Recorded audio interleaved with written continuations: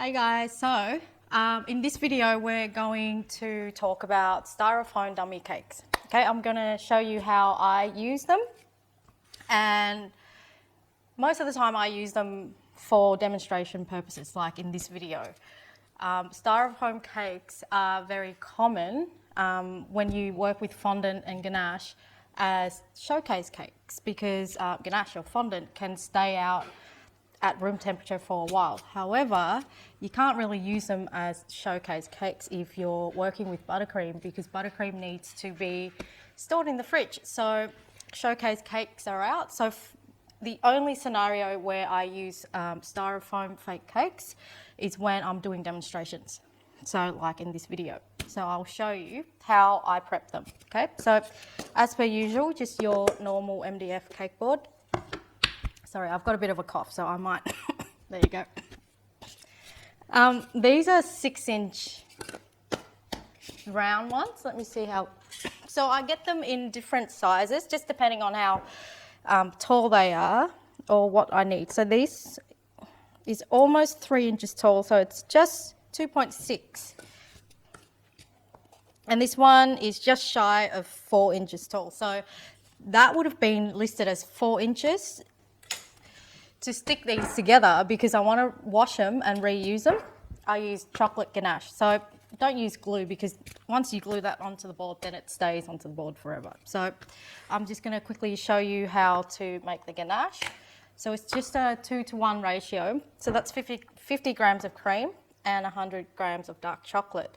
Now I put the cream straight into a Tupperware container, and then I make the ganache in that container. And then after you're done, you just pop a lid on in the fridge, so you don't have to do any washing. So I'm just going to warm that cream up for about 20 seconds in the microwave. You don't have to. It's microwaves made for giants.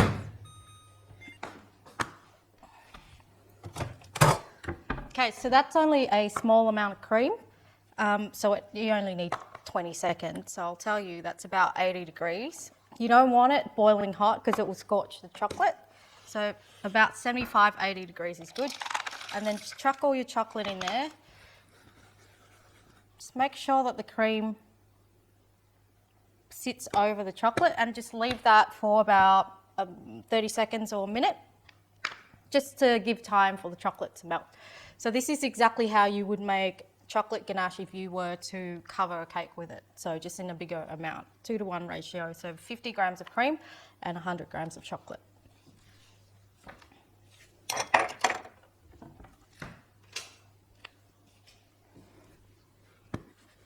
Okay, so I'm going to start mixing it.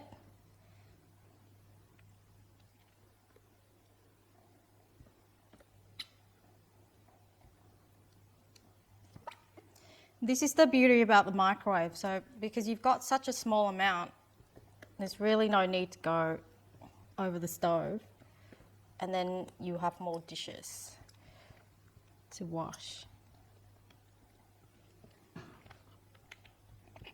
Okay, so I can see that most of the cream is incorporated,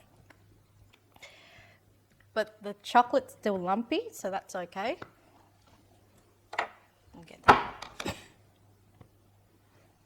I'm going to pop this back in the microwave for another 10 seconds.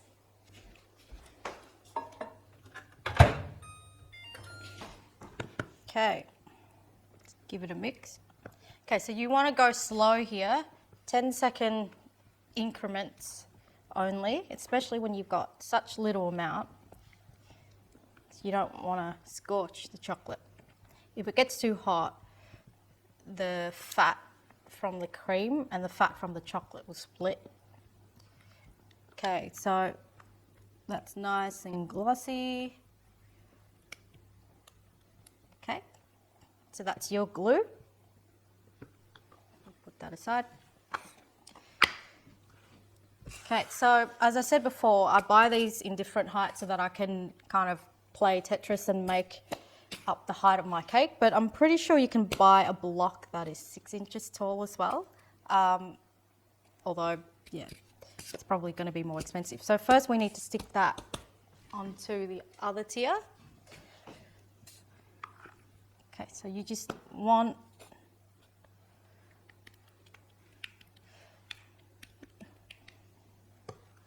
a little bit, pop that on.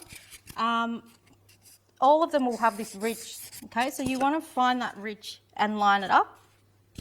And I'll tell you why in a second. The bottom one's got, yeah, so I'll line it up.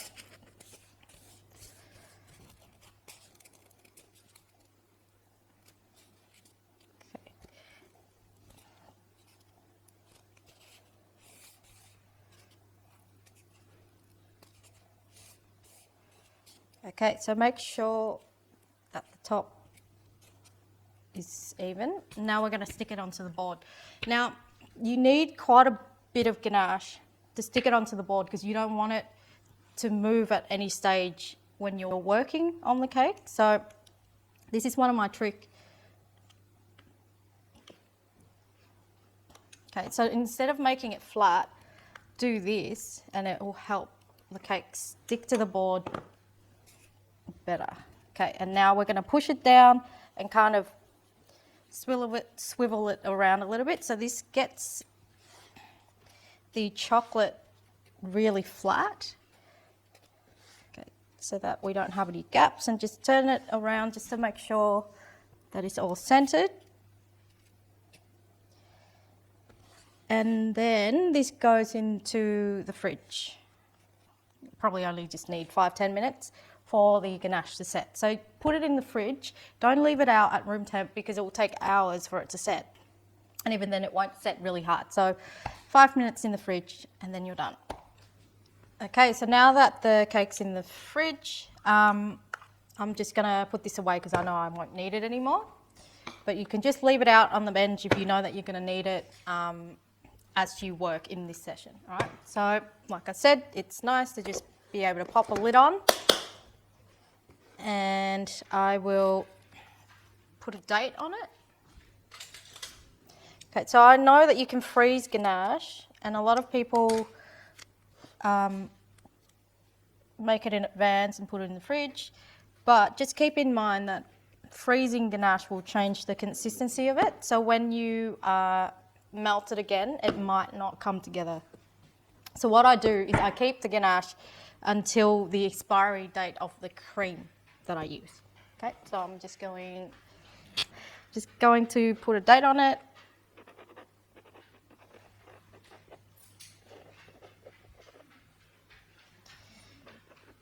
Okay, so make sure you put expiry so that you know that it expires on that date and not made on that date. And then I'm going to put this in the fridge, and that's done.